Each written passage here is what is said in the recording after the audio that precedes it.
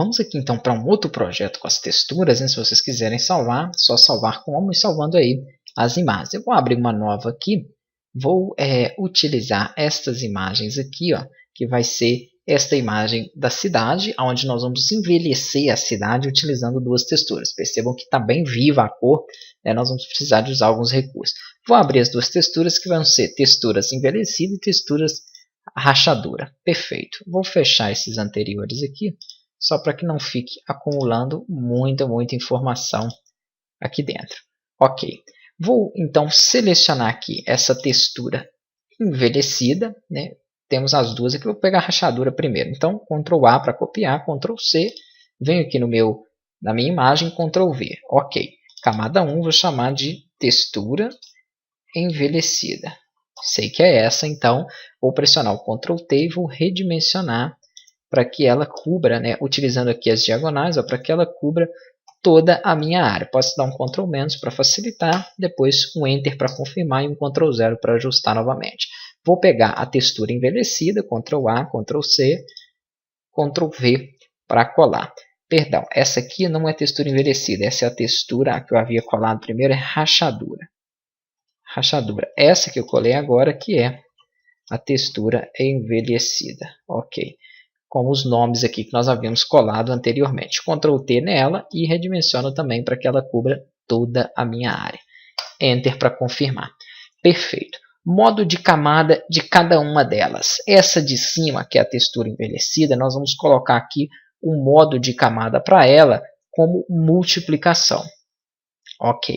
Esta de baixo, que é a textura de rachadura, nós vamos colocar para ela um modo de divisão. Beleza, já temos um efeito aqui, já né, começou a dar um efeito antigo na imagem, mas ela ainda tem muita saturação. Temos alguns recursos aqui então para poder configurar. Eu vou selecionar essa do meio, que é a textura rachadura, vou aplicar aqui um efeito de níveis nela, uma tonalidade aqui de níveis dentro dela. Para não precisar agrupar, como eu fiz novamente, para que ele pegue somente o efeito de níveis na camada, tem um macete. Você pressiona Alt, passa o mouse entre as duas camadas, que é a camada de nível e a camada da imagem, onde eu quero aplicar o nível, que é a textura rachadura, e clico. Ó. Perfeito. Então, ele vai indexar essa textura rachadura na minha camada níveis. Toda alteração que eu fizer só será feita para a minha camada textura rachadura. Então, vou aqui alterar da seguinte forma. Vou aqui trabalhar um pouquinho mais esses tons escuros, aumentando ele aqui, ó, mais ou menos para... Posso até utilizar já direto um valor aqui. Eu vou utilizar uma proporção de 90 de início. Então é só alterar aqui para 90. Você vai ter então escurecido um pouquinho aí, né, a nossa imagem. Feito isso, eu vou utilizar também um filtro para tirar um pouco da saturação. Só que eu vou trabalhar aqui nesta minha textura envelhecida, da parte superior. Vou vir aqui nas opções de filtro. Utilizo então o meu recurso de matiz saturação e aqui eu posso então trabalhar a minha imagem. Eu não vou trabalhar somente para essa, eu quero que ele aplique em todas, então não preciso indexar como eu fiz anteriormente. Vou tirar aqui um pouco da saturação, deixando mais ou menos aqui menos 45, seria o suficiente, seria interessante. E um pouquinho de luminosidade, menos 10, 12 aí aproximadamente. E vou trabalhar com a opacidade desta camada com em torno de uns 80%, para que não fique 100% ali visível. Eu vou indexar essa imagem aqui abaixo também, pressionando Alt, para que ele pegue apenas, deixa eu clicar nela, para que ele pegue apenas essa textura envelhecida mesmo, não deixando em toda a imagem, porque a saturação aumentou muito.